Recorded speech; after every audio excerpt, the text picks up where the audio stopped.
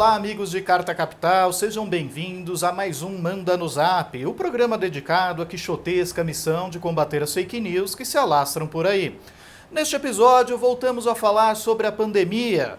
Com apenas 4% da população vacinada, o Brasil bate sucessivos recordes de mortalidade e aproxima-se da marca de 2.000 óbitos diários por Covid-19. Nós temos como realmente dizer que fizemos o possível e o impossível para salvar vidas. Para piorar, 18 estados, mais o Distrito Federal, estão na zona crítica de ocupação das UTIs. Diversos hospitais públicos e privados já entraram em colapso. Bem, a esta altura vocês já devem saber qual é a opinião de Bolsonaro a respeito desse tema, não é mesmo? Chega de frescura e de mimimi? Vão ficar chorando até quando? Por uma curiosa coincidência, essa declaração foi dada logo após a revelação de que Flávio Bolsonaro, o filho 01 do presidente, comprou uma mansão de 6 milhões de reais em Brasília. Uma pechincha com um financiamento a juros camaradas de menos de 4% ao ano, coisa que só um banco público faz por você. Uma simples compra e venda de imóvel. Eu já sabia que isso podia acontecer, né? Porque é comigo. Como de hábito, o programa também aborda algumas das fake news mais populares do momento. Tem uma turminha espalhando por aí boatos de terríveis reações adversas das vacinas. E também uns loroteiros dizendo que os hospitais não estão lotados coisa alguma. É tudo intriga da mídia militante. Preparados? Então retirem logo as crianças da sala e agendem uma consulta no gastro, porque talvez os antiácidos convencionais não deem conta do programa que vai começar.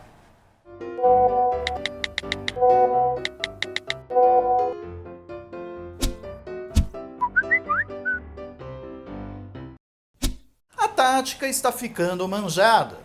Toda vez que integrantes do governo ou os filhos do presidente ficam em maus lençóis, Bolsonaro ressurge com as suas chacotas e bravatas. Acabou, porra! Repare a curiosa cronologia dos acontecimentos.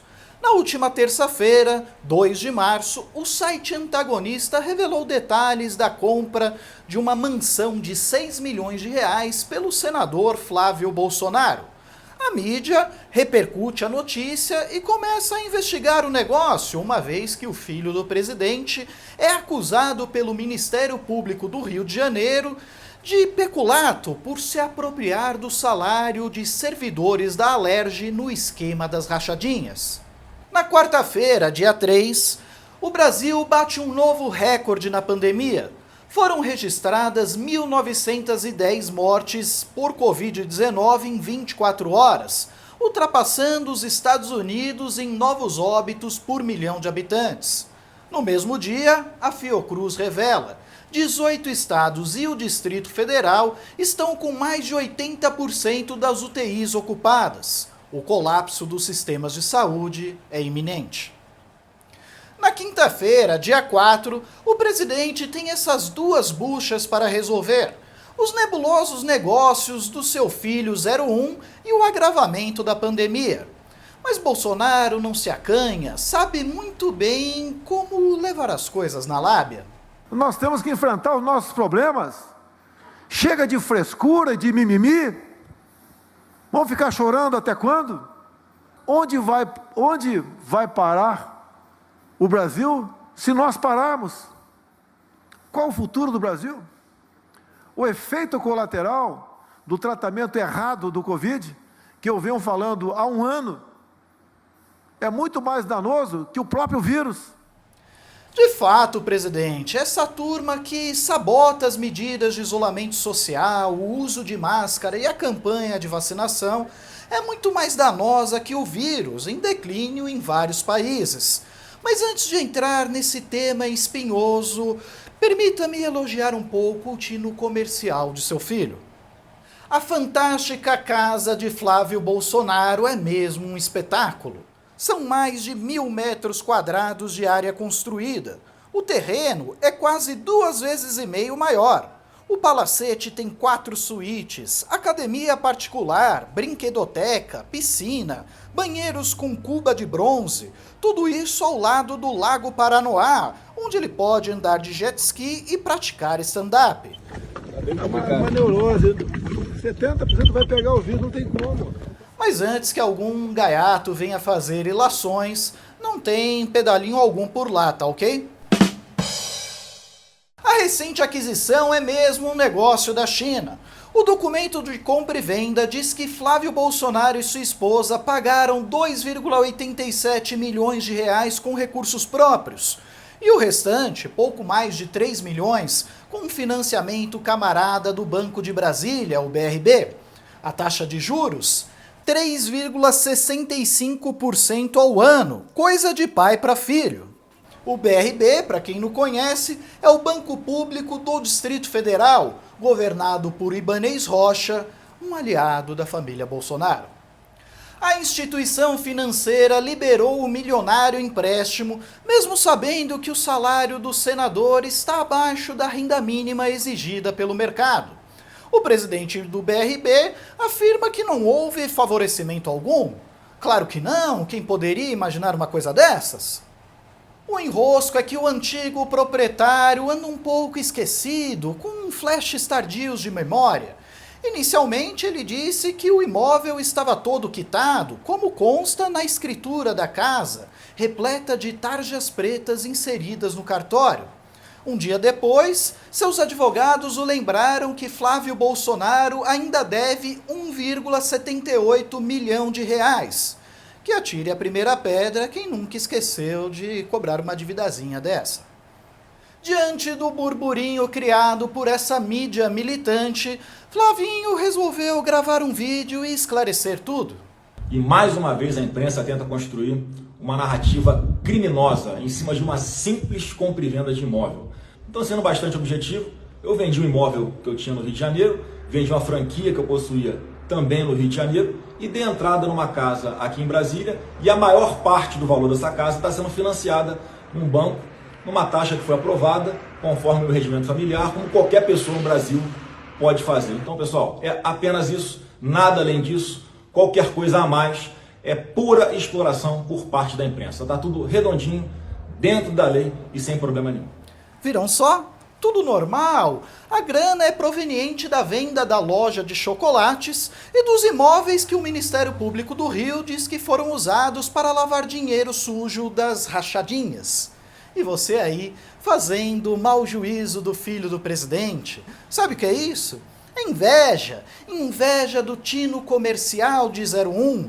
Pena que ele anda tão ocupado com pendências judiciais para me dar algumas dicas imobiliárias. 3 chocolatinhos e meio. A gente não está falando para a pessoa. A gente não. Esses 3 chocolatinhos e meio. Obviamente, não dá para confiar nessa mídia mimizenta quando o assunto é pandemia.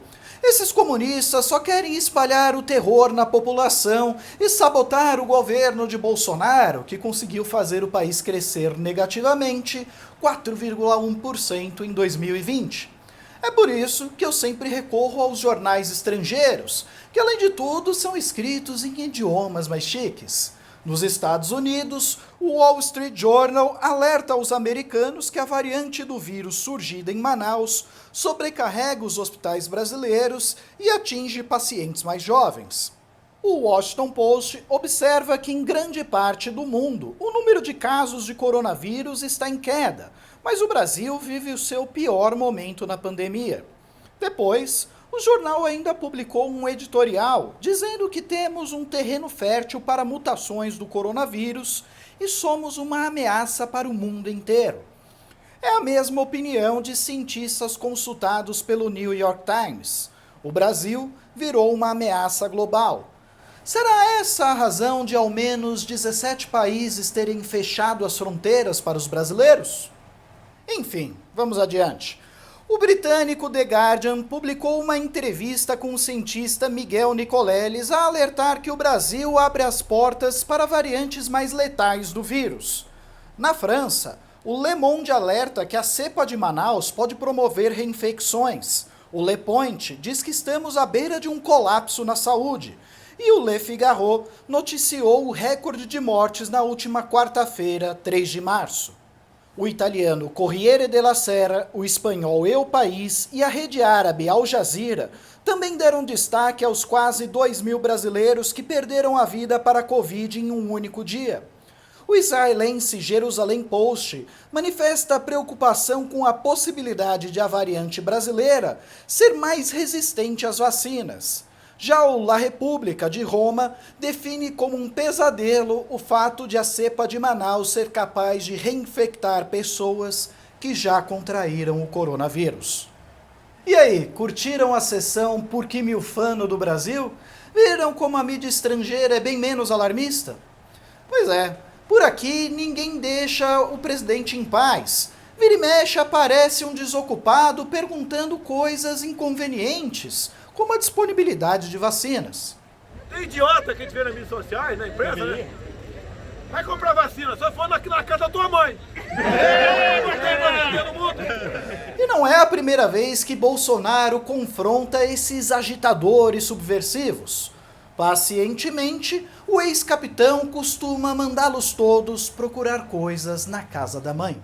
E o Queiroz? Ô, rapaz, pergunta pra tua mãe o comprovante que ela deu pro teu pai, tá certo? Aliás, eu não consigo entender por que tanta celeuma com essa expressão. Eu mesmo vivo esquecendo coisas na casa da minha mãe. Aparentemente, o presidente também. Ao menos foi o que insinuou o governador paulista João Dória. Vai pedir vacina para sua mãe. Pergunte à sua mãe que vive aqui, no Vale do Ribeira, em São Paulo, se ela concorda com esta sua maldade. Pergunte à sua mãe, presidente Jair Bolsonaro, qual foi a vacina que ela recebeu no seu braço. Enquanto isso, a Procuradoria-Geral da República, o Supremo Tribunal Federal e o Congresso assistem de camarote a esta macabra ópera bufa. São mais de 260 mil cadáveres colecionados desde o início da pandemia. A impunidade da família zombeteira é o combustível da indústria da mentira.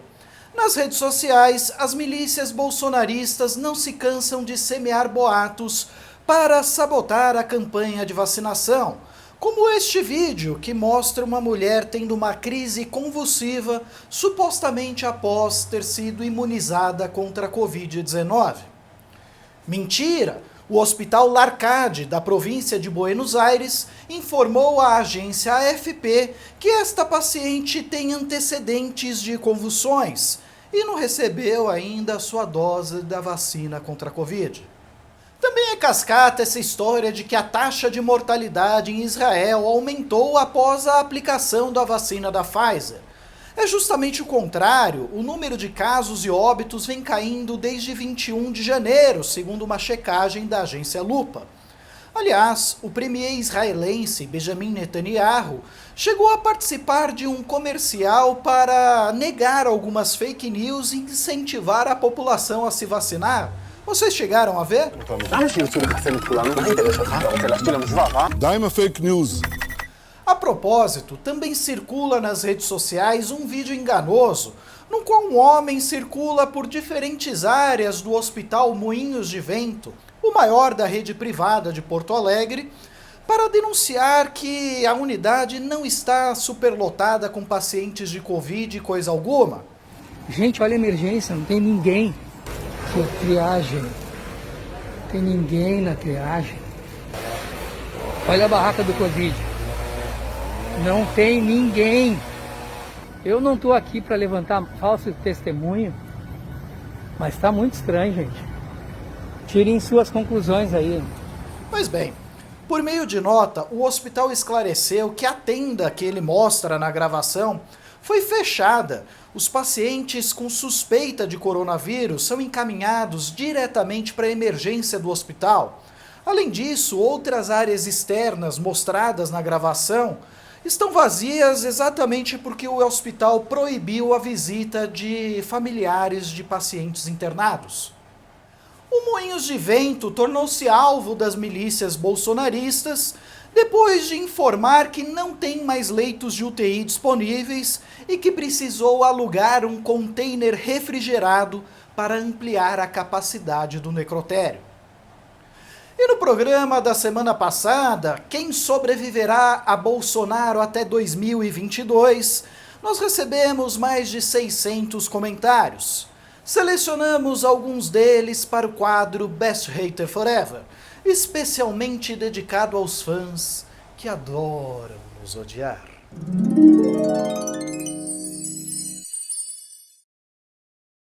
O Antônio Carlos respondeu à nossa provocação. Os mais fortes e resilientes sobreviverão. Talvez você tenha razão. Precisa mesmo ter peito de aço e coração de pedra para suportar tanta barbaridade. Já a Isanir afirma: esse negócio de dor de cabeça ao usar máscara é verdade. Sou idosa, mas sempre que uso máscara me dá dor de cabeça e falta de ar. Me sinto sufocada. Isanir, eu não duvido do seu relato. Eu também sinto muito desconforto quando eu uso a máscara. Mas acredite em mim, a falta de ar que sente um paciente com complicações de Covid é muito pior. Já imaginou o sofrimento de quem precisa ser entubado? E o Paulo César sentencia: Rodrigo, você é um idiota útil. Bom, que bom que eu tenho alguma utilidade. Tem tanto idiota inútil por aí, com tempo de sobra para ficar comentando vídeos publicados por outros idiotas como eu. E os palermas nem se dão o trabalho de escrever algo original, só ficam repetindo velhos chavões. E o Luiz Henrique, que está longe de ser um hater, pergunta: Rodrigo, tem espaço para os lovers aqui? Caríssimo, os lovers são sempre bem-vindos, mas o quadro perderia o sentido e a graça se eu ficasse aqui só lendo elogios, né? Bom, também não vale fingir que é hater agora, tá ok? Bom, pessoal, por hoje é só. Eu agradeço muito a audiência de todos. Se você gostou desse vídeo, curta, compartilhe, inscreva-se no nosso canal. Não esqueça de tocar essa sinetinha que está aí embaixo e também de conferir as promoções de Carta Capital. Há várias assinaturas com preços imperdíveis. Você pode acessar esse link que aparece aqui na página embaixo. Um forte abraço a todos e até a próxima semana.